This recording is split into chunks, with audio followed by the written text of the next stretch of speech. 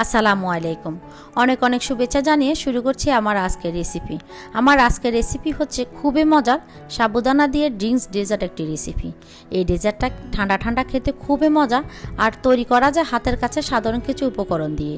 সাবুদানা খাওয়া এমনিতেই আমাদের স্বাস্থ্যের জন্য অনেক ভালো, আর এরকম মজার একটা ডেজার্ট বানিয়ে খাওয়া যায় তাহলে কিন্তু বেশ হয়। সাবুদানা দিয়ে একটা স্পেশাল ডেজার্ট তৈরি করে দেখাবো, যে ডেজার্টটা তৈরি করতে সময় লাগবে অনেক কম, আর আপনারা ইফতারের টেবিলে কিন্তু এই ডেজার্টটা অবশ্যই রাখতে পারেন। আশা করছি আমার আজকের রেসিপি আপনাদের খুব ভালো লাগবে। ভালো লাগলে প্লিজ একটা লাইক দিয়ে দিবেন। আর আমার চ্যানেলটিকে যারা সাবস্ক্রাইব করেছেন তাদেরকে অসংখ্য ধন্যবাদ। যারা এখনও সাবস্ক্রাইব করেন নাই প্লিজ সাবস্ক্রাইব করে আমাকে সাপোর্ট করবেন। আমার রেসিপিগুলো ভালো লাগলে শেয়ার করতে পারেন ফ্রেন্ডস অ্যান্ড ফ্যামিলির সাথে। তাহলে চলুন দেখে নেওয়া যাক কীভাবে ডেজার্টটি তৈরি করব। আজকে আমি এখানে 3 রকমের জেলির প্যাকেট নিয়েছি। বাজারে এগুলো কিনতে পাওয়া যায় খুব সহজে, যে কোনো ব্র্যান্ডের জেলি পাউডার ব্যবহার করলেই হবে। আমি এখানে 3 ফ্লেভারে নিয়েছি। এখন চুলে একটা পাত্র বসিয়ে দিয়েছি আর দিয়ে দিচ্ছি এখানে মাপ অনুযায়ী 2 কাপ পানি। প্যাকেটের গায়ে লেখা থাকে 2 কাপ পানিতে একটা প্যাকেট গুলিয়ে নিতে হবে। এখানে আমি একটা প্যাকেট সম্পূর্ণ দিয়ে দিচ্ছি। এখন নেড়ে ছেড়ে দিতে হবে।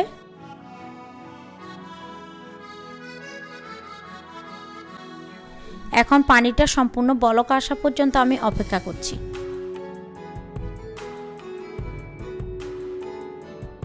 অনেকেই আছে জেলি পাউডার ব্যবহার না করে আগার আগার পাউডার দিয়ে জেলি বানিয়ে থাকেন, এতে করে জেলির টেস্টটা কিন্তু অতটা ভালো আসবে না। এটা ফুটে উঠলে এরকম সমান কোনো পাত্রে এটাকে সেট হতে দেব। চেষ্টা করবেন গোল পাত্র না নিয়ে এভাবে সমান কোনো পাত্রে সেট করতে। আর এই পাত্রে ঢেলে নেওয়ার পরে এটাকে নাড়াচাড়া করা যাবে না, একবারে ঠান্ডা হতে দিব, এভাবে রেখে দিব। তারপর 10 মিনিটের জন্য ফ্রিজে রেখে দিব। এবার অন্য একটা পাত্রে আমি এখানে 2.5 কাপের মতো লিকুইড গরুর দুধ দিয়ে দিচ্ছি।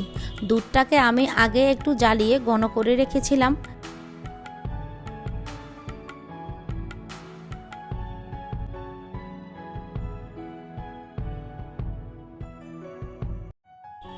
ওয়ান থার্ড কাপের মতো দিয়ে দিচ্ছি চিনি।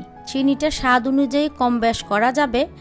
আর তরল দুধটা যখন হালকা গরম হয়ে আসবে তখন দিয়ে দিতে হবে 1/2 কাপ গুঁড়া দুধ।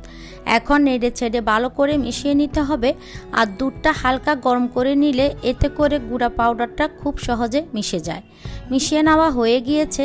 এখন এভাবে আমি 7 থেকে 8 মিনিট দুধটাকে ঘন হতে দিব। 7-8 মিনিট দুধটাকে জ্বালিয়ে নেওয়ার পরে দুধটা ঘন হয়ে গিয়েছে। আর গুঁড়া দুধ দেওয়ার পরে কিন্তু দুধটা আরও ঘন হয়ে যায়। এখন চুলা থেকে নামিয়ে নিয়ে আমি একটা বাটিতে ঢেলে ঠান্ডা হতে দিব।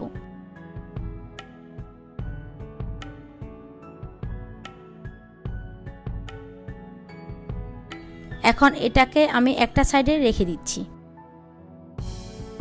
এখন সেম পাত্রে আমি এখানে 3 কাপ পানি ফুটতে দিয়েছি আর এখানে 1/2 কাপ সাবুদানা দিয়ে দিচ্ছি। সাবুদানা কম বেশ করা যাবে, আপনারা আপনাদের ডেজার্ট অনুযায়ী কম বেশ করে নিতে পারবেন। এখন নেড়ে ছেড়ে এটাকে আমি একদম সিদ্ধ হওয়া পর্যন্ত অপেক্ষা করব। প্রায় 8 থেকে 12 মিনিট সাবুদানাগুলোকে সিদ্ধ করে নিতে হবে। তো আমার সাবুদানা দেখুন সিদ্ধ হয়ে গিয়েছে। এখন আমি চুলা থেকে নামিয়ে নিব।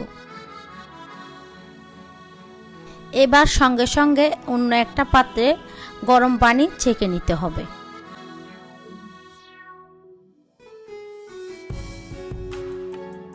এবার ঠান্ডা পানি দিয়ে ধুয়ে নিতে হবে, এতে করে একটার সাথে একটা লেগে থাকবে না।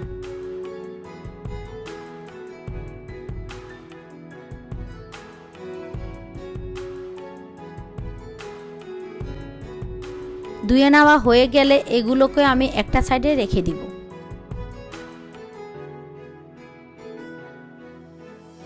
এবার নরমাল ফ্রিজ থেকে জেলিগুলোকে নামিয়ে নিয়েছি। দেখুন জেলিগুলো খুব সুন্দরভাবে সেট হয়ে গিয়েছে। এখন আপনি আপনার ইচ্ছে মতো ছোট বড় যে কোনো সাইজের জেলিগুলো কেটে নিতে পারবেন। তা আমি আমার পছন্দ অনুযায়ী কেটে নিচ্ছি।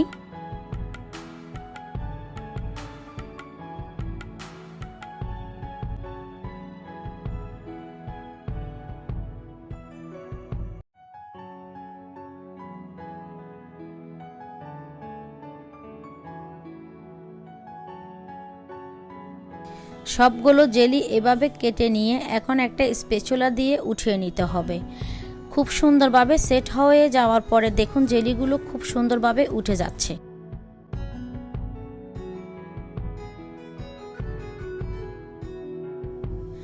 এখন সেমভাবে আমি অন্য 2 রকমের জেলিগুলো এভাবে কেটে নিব।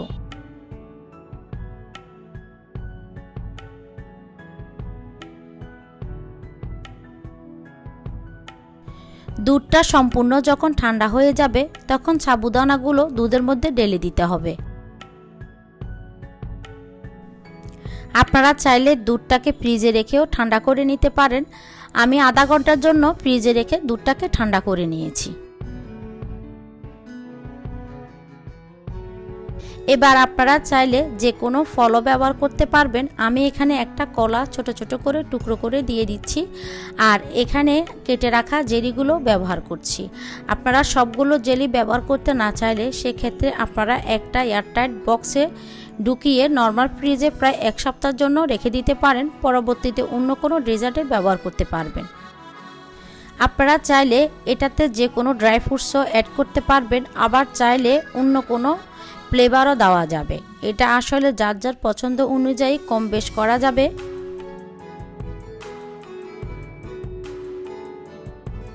সবগুলো জেলি দেওয়ার পরে এখন একটা চামচ দিয়ে মিশিয়ে নিতে হবে।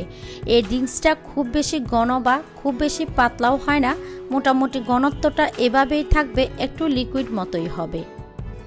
সব কিছু একসাথে ভালো করে মেশানো হয়ে গেলে এবার এটাকে ঠান্ডা ঠান্ডা পরিবেশন করে নিব। আমি এখানে 1 টাইম গ্লাসে ঢেলে নিচ্ছি। আপনারা আপনাদের ইচ্ছে মতো যে কোনো গ্লাসে পরিবেশন করতে পারবেন। এখানে একটা টিপস বলে দেই, আপনারা যখন ডেজার্টটা তৈরি করবেন সাথে সাথে দুধের সাথে সাবুদানাগুলো মিশাতে যাবেন না।